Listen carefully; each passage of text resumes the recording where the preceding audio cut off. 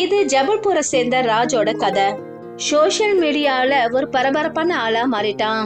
அவனை பொறுத்த வரைக்கும் அவனுக்கு ஒரு பெரிய வீடு இருக்கு, சூப்பரான ஒரு பைக் இருந்தது, நல்ல குடும்பம் இருந்தது, அப்புறம் ஒரு சந்தோஷமான வாழ்க்கை. ஹலோ இன்ஸ்டா ஃபேன்ஸ், நீங்கெல்லாம் எப்படி இருக்கீங்க? என்ன போய்கிட்டே இருக்கோம், இந்த வாழ்க்கை போய்கிட்டே இருக்கும். அச்சச்சோ, என்னுடைய அன்பான ஃபேன்ஸோட வாழ்க்கை ரொம்ப மெல்லமா போரிங்கா போகுதுன்னு நினைக்கிறேன். ஆனா டோன்ட் வரி, நான் தான் உங்க கூட இருக்கேன்ல, உங்களுடைய நண்பன், உங்களுடைய என்டர்டைனர். உங்களை இவன் என்னைக்கும் தனியா விட மாட்டான். என்னன்னா உங்க முகத்துல சந்தோஷம் கொண்டு வர வேண்டியதுதான் என்னுடைய வேலை. அதனால நீங்க எல்லாம் என்ன ஃபாலோ பண்ணுங்க, அப்புறம் என்னுடைய ரீல்ஸை பார்த்துக்கிட்டே இருங்க, சரிங்களா? ஓகே, பாய், டேக் கேர். இந்த மாதிரி தான் போயிட்டு இருந்தது ராஜோட வாழ்க்கை. ஆனா சில விஷயங்கள் பாக்குறது உண்மையா இருக்கவே இருக்காது. ராஜ், ராஜ், கண்ணா நீ எங்க இருக்க? அம்மா இதோ வந்துட்டேன். என்ன ஆச்சு? கண்ணா, அப்பா உன்னுடைய பைக் சாவியை கேக்குறாருப்பா, அத வாங்கறதுக்கு ஒரு ஆள் வந்திருக்காரு. சரிங்க அம்மா, இந்தாங்க சாவி. என்னுடைய அன்பு மகனே ராஜ், எனக்கு தெரியும்பா உன்னோட பிடிச்ச இந்த பைக்கை விக்கிறது உன்னோட மனசுக்கு எவ்வளவு சங்கடத்தை கொடுக்கணும். ஆனா நம்மளால வேற என்ன பண்ண முடியும் சொல்லு? கடனாச்சு, அதை அடைச்சுத்தானே ஆகணும். அம்மா எதுக்காக நீங்க இந்த மாதிரி எல்லாம் பேசுறீங்க? நீங்களும் அப்பாவும் சேர்ந்துதான் எனக்கு இந்த பைக்கை வாங்கி கொடுத்தீங்க. ஆனா அப்பா இவ்வளவு கஷ்டத்துல இன்னைக்கு இருக்கும்போது இந்த பைக்கை நான் வச்சுக்கிட்டு என்ன பண்ண போறேன் சொல்லுங்க? இந்த பைக்கில் நான் ரொம்ப சுத்திட்டேன், அதனால எனக்கு எந்த ஒரு கஷ்டமும் இல்லை. நீங்க ஒன்றும் கவலைப்படாதீங்க. ராஜ் சொன்னதை கேட்டுட்டு அவனோட அம்மாவோட மனசுக்கு நிம்மதி கிடைச்சது. தன்னுடைய பையனுக்கு பாசமா வாங்கி கொடுத்த பைக்கை விக்கிறது அவங்களுக்கும் கஷ்டமா தான் இருந்தது. அந்த கடவுள் உனக்கு நல்லதை செய்யணும் பாக்கண்ணா. நீ என்ன பாரு, உன் வாழ்க்கையில நீ என்னெல்லாம் ஆசைப்பட்டியோ அது நிச்சயம் உனக்கு கிடைக்கும்.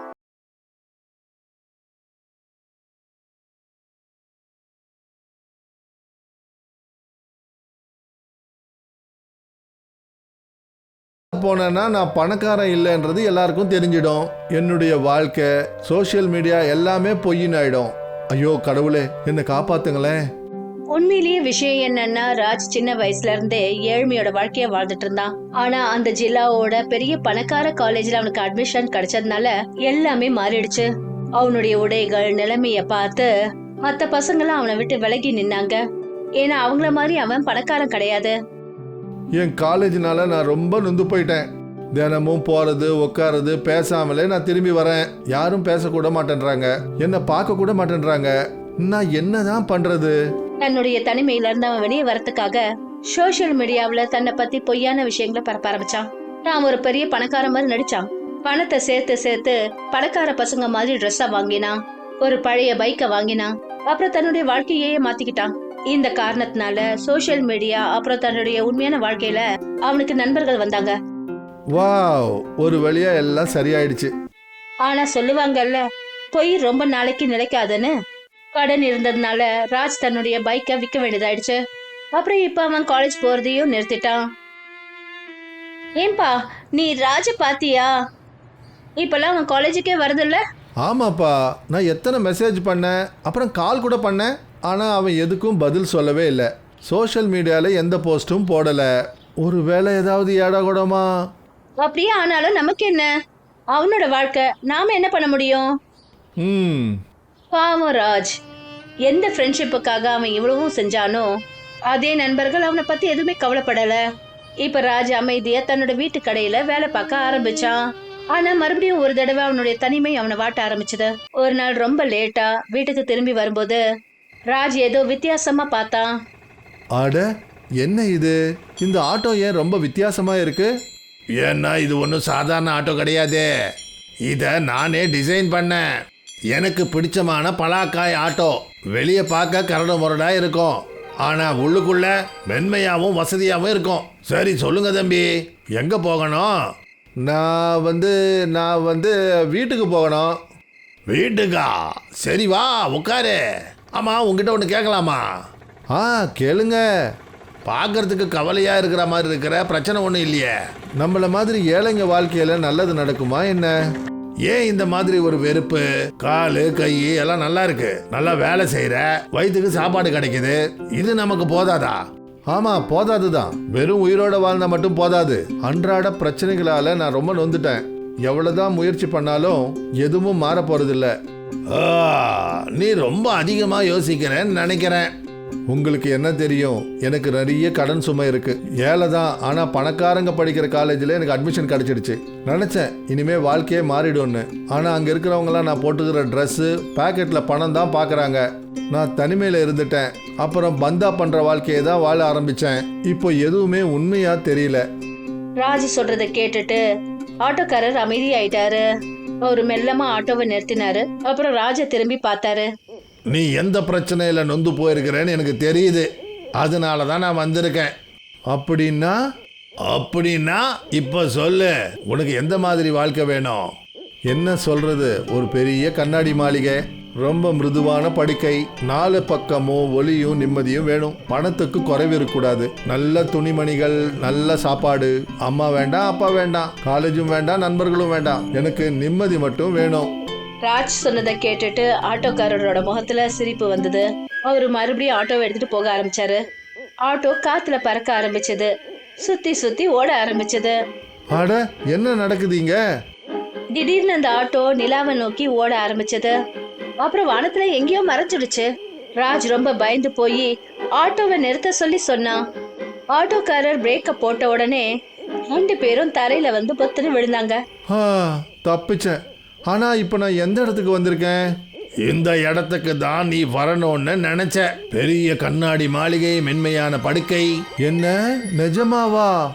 ராஜ் அந்த மாளிகைக்குள்ள போனா நாலாபுறமும் அதே மாதிரி சூழ்நிலை, துணிமணி, உணவுகள், அப்புறம் அவன் கேட்ட மாதிரி நிம்மதி. இதெல்லாம் என்னுடையதா? எனக்கா? ஆமா, இதெல்லாம் உனக்கு தான். ஆனா இதெல்லாம் நீங்க எப்படி செஞ்சீங்க?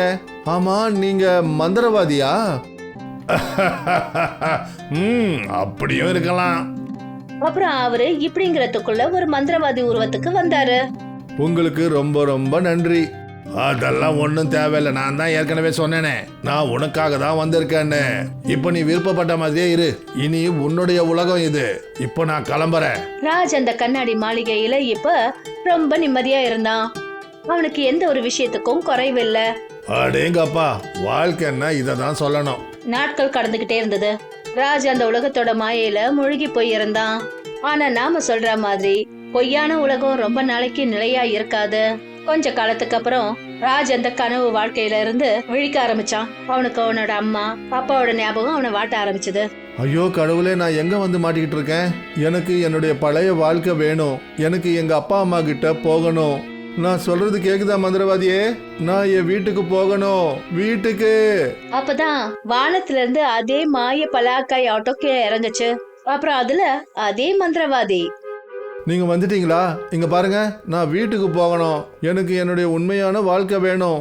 நானும் இதை தான் எதிர்பார்த்தேன். உன்னுடைய வாழ்க்கையில கஷ்டங்கள் இருந்தது. ஆனா நீ என்ன பண்ண? அதை எதிர்த்து போராடுறத விட்டுட்டு பொய்ய துணையா வச்சுக்கிட்ட. உங்க அப்பா அம்மாவை பத்தி நீ யோசிக்கல. உன்னுடைய அடையாளத்தை நீ விட்டுட்ட. இதெல்லாம் உனக்கு பாடம் கற்றுக் கொடுக்கறதுக்கு தான் நான் செஞ்சேன். இப்போ உனக்கு உண்மையான வீட்டுக்கு திரும்பி போகிற நேரம் வந்துடுச்சு. வா, சீக்கிரமா வந்து என்னுடைய மாயா ஆட்டோல உட்காரு. நான் உன்னை திரும்ப கூட்டிட்டு போய் விடுறேன். ராஜ் உடனே போய் அந்த ரிக்ஷால உட்கார்ந்தான். அப்புறம் கொஞ்ச நேரத்துல அவன் தன்னுடைய வீட்டுக்கு போயிட்டான்.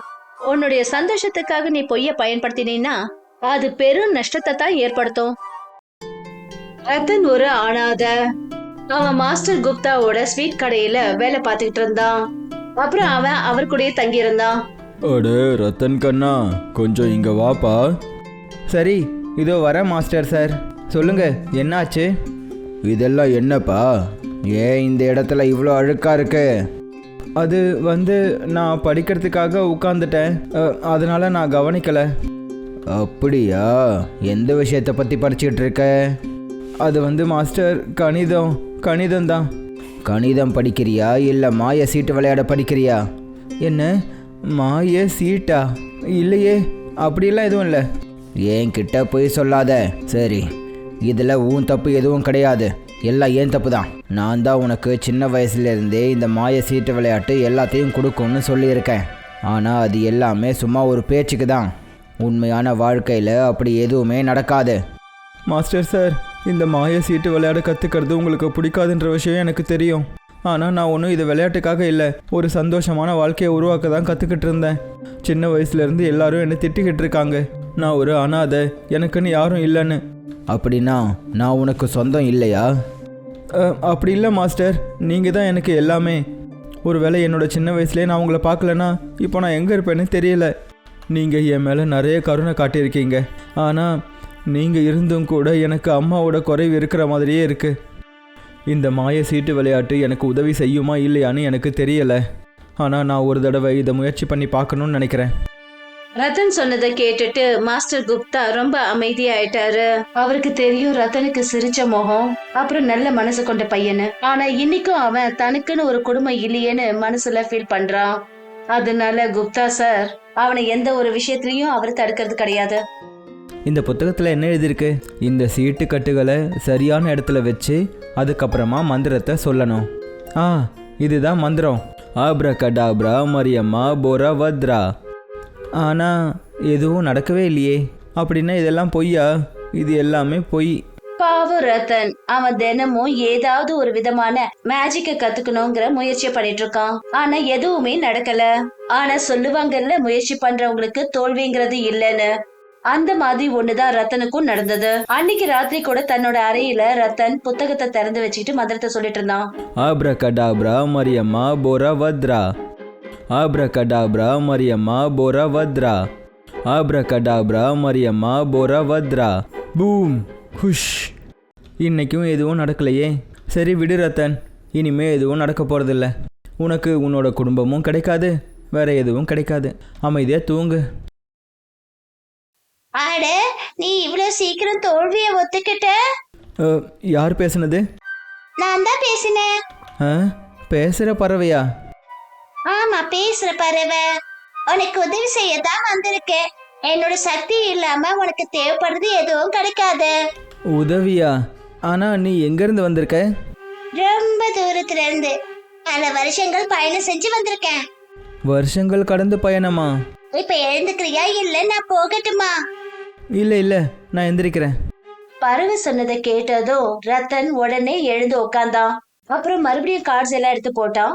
அப்புறம் பறவையோட சேர்ந்து மந்திரங்களை சொல்ல ஆரம்பிச்சான். ஆப்ரகாபதாரா மரியம்மா புர்ரா வரந்தா. ஆப்ரகாபதாரா மரியம்மா புர்ரா வரந்தா. ஆப்ரகாபதாரா மரியம்மா புர்ரா வரந்தா. தரையில இருந்த கார்ட்ஸ் எல்லாம் மேல பறக்க ஆரம்பிச்சது. சுத்தி சுத்தி காத்துல போய் அது ஒரு கதவா மாறுச்சு. அந்த கதவு தரையில வந்து நின்னுது. ஆனா அதுல இருந்து ஒரு அழகான பையன் வெளியே வந்தான். அவனுக்கும் ரத்தனோட வயசுதான் இருக்கும். ரத்தன், என் சகோதரா, ஒரு வழியா நான் உன்னை கண்டுபிடிச்சிட்டேன். என்ன சகோதரனா? ஆமாம், நான் மதன், உன்னோட அண்ணன். நான் உன்னை வீட்டுக்கு கூட்டிகிட்டு போக வந்திருக்கேன். நம்ம அம்மா உனக்காக தான் காத்துக்கிட்டு இருக்காங்க. என்ன சொல்கிற? என்ன வீடு? எந்த அம்மா?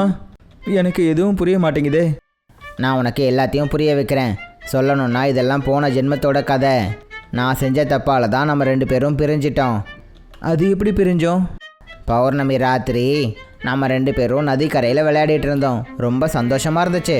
அப்புறம் நான் பண்ண ஒரு குறும்புத்தனம் எல்லாத்தையும் மாற்றிடுச்சு. நீ நதியில் அடிச்சுக்கிட்டு போயிட்ட. என்ன? ஆமாம், என்னால் தான் எல்லாமே இப்படி மாறிடுச்சு. நீ போனதுக்கப்புறம் அம்மாவோட நிலைமையும் மோசமாயிடுச்சு. அதுக்கப்புறம் தான் அம்மா அவங்களோட மாய சக்தியால் என்னை இந்த உலகத்துக்கு அனுப்பி வச்சாங்க.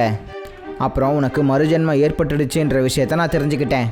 அதனால தான் நான் காலத்தை கடந்து வந்து உன்னை தேடி கண்டுபிடிச்சேன். என்ன, நீயுமா? ஆமாம் ரத்தன், இந்த பறவையை தான் நாம் சின்ன வயசுலேருந்து வளர்த்துக்கிட்டு இருந்தோம். என்ன, நிஜமாவா? ஆமாப்பா. சரி வா, அம்மா நமக்காக காத்துக்கிட்டு இருக்காங்க. மதன் சொன்னதை கேட்டதும் ரத்தன் கண் கலங்க ஆரம்பிச்சிட்டான். அவனும் மதன் கூட போகலான்ற முடிவுக்கு வந்தான். ரத்தன் மதனோட கைகளை பிடிச்சுக்கிட்டான். அப்புறம் அவன் அந்த மாய கதவு கிட்ட போயிட்டான். அவங்க போய் சேர்ந்தது ஒரு பெரிய மாளிகை கிட்ட. நாம இப்போ எங்க வந்திருக்கோம்? இதுதான் நம்மளோட வீடு. என்ன, நிஜமாவா? இவ்வளோ பெரிய வீடு நம்மளோடதா? ஆமாம், அது மட்டும் கிடையாது. நம்மளோட அம்மா தான் இந்த மாளிகையோட ராணி. நாம் இங்கே ராஜகுமாரர்கள். என்ன, நிஜமாவா? நிஜம்தான்.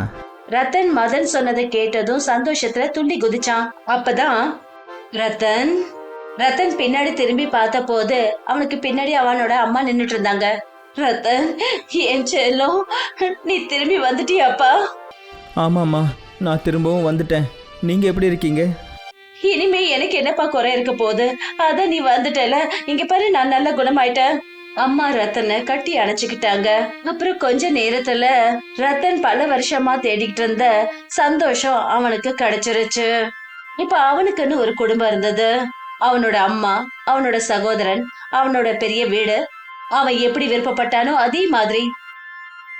இங்கே பாரு மதன், நான் உனக்காக ஸ்பெஷலான ஸ்வீட் செஞ்சு கொண்டு வந்திருக்கேன். அடேங்கப்பா, அப்படியா? எங்கே காட்டு. அட, இது ரொம்ப அற்புதமாக இருக்குது. நீ இதெல்லாம் எங்கே கற்றுக்கிட்ட? அட, என்னோட மாஸ்டர் குப்தா சார் இருக்கார்ல, அவர் தான் எனக்கு சொல்லி கொடுத்தாரு. அது மட்டும் இல்லை, அவர் தான் இத்தனை வருஷமாக என்னை பத்திரமா பார்த்துக்கிட்டாரு. இல்லைன்னா எனக்கு என்ன ஆயிருக்குன்னே தெரியல. தெரியுமா, நான் தினமும் அவர்கிட்ட என்ன சொல்லுவேன்னா, நான் பெரியவனான உடனே பெரிய ஸ்வீட் கடை வியாபாரம் பண்ணுவேன்னு சொல்லுவேன். அவரை ரொம்ப சந்தோஷமாக பார்த்துக்குவேன்னு சொல்லுவேன். வாவ் ரத்தன், இது நிஜமாவே ரொம்ப நல்ல யோசனை தான். இது யோசனை இல்லை, இது நான் எடுத்திருக்கிற முடிவு. ஆனால் என்னால் அதெல்லாம் அவருக்காக செய்ய முடியாது. நான் இப்போ இங்கே இருக்கேன், அவர் இப்போ எப்படி இருப்பாருன்னு தெரியலையே. குப்தா சாரை பத்தி பேசின உடனே ரத்தனோட முகமே வாடி போயிடுச்சு. அவரை பத்தின ஞாபகங்கள் வர ஆரம்பிச்சது. என்னன்னே தெரியல, அவன் மனசுல குப்தா சாரை நினைச்சு ரொம்ப கவலைப்பட ஆரம்பிச்சான். மெல்ல மெல்ல எல்லாம் மாற ஆரம்பிச்சது. தன்னோட குடும்பம் கூட இருந்தும் கூட ரத்தனோட மனசு கொஞ்சம் கூட நிம்மதி இல்லாம இருந்தது. கடைசியா அவன் ஒரு முடிவு எடுத்தான், அவனுடைய உண்மையான உலகத்துக்கு திரும்பி போயிடணும்னு. நீ திரும்பவும் போகணும்னு நினைக்கிறியா? ஆமாம் சகோதரா. ஆனால் ஏன்? இதுதான் உன்னோட குடும்பம். ஆனால் நீ ஏன் போகணும்னு நினைக்கிற? ஏன்னா என்னோட இந்த குடும்பம் கடந்த காலம். ஆனால் குப்தா சார், இனிப்பு கடை, என்னோட ஸ்கூல், அதுதான் என்னோட நிஜமான எதிர்காலம். போன ஜென்மத்தில் நடந்தது நடந்து போயிடுச்சு. அதில் உன் மேலே எந்த தப்பும் கிடையாது. அதுதான் என்னோட பாக்கியம். ஆனால் இப்போது இயற்கையோட விதியை மீறி நான் இங்கே இருக்கிறது சரி கிடையாது. ஆனால் கொஞ்சம் பொறுப்பா மதன், ரத்தன் சொல்றது உண்மைதான். அவனை போக விடு. அவன் இங்க இருக்கிறது சரி கிடையாது. கண்ணா ரத்தன், உன்னை மறுபடியும் சந்திச்சதுல எனக்கு ரொம்ப சந்தோஷமா இருந்தது. ஆனா இப்ப நீ உன்னோட உண்மையான உலகத்துக்கு திரும்பி போயிடு. அங்க உன்னோட தேவை ரொம்ப அதிகம் இருக்கு. இது மாதிரிதான் ரத்தன் திரும்பி போகிறதுக்கு பயணப்பட்டான்.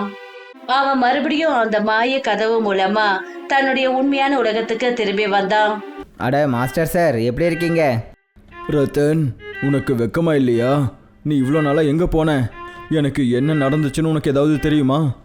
என்னை மன்னிச்சிருங்க மாஸ்டர். குடும்பத்தை தேடணுன்ற ஆசையில் நான் என்னோட உண்மையான குடும்பத்தையே மறந்துட்டேன். அதாவது உங்களை. என்னை தயவு செஞ்சு மன்னிச்சிருங்க. இனிமேல் நான் உங்களை விட்டுட்டு எங்கேயும் போக மாட்டேன். கடைசியில ரத்தனுக்கு அவனுடைய உண்மையான உலகம் கிடைச்சிருச்சு. யார் அவனை எடுத்து சீராட்டி வளர்த்தாங்களோ அவங்க தான் அவனுடைய உண்மையான குடும்பங்கிறத புரிஞ்சுக்கிட்டான்.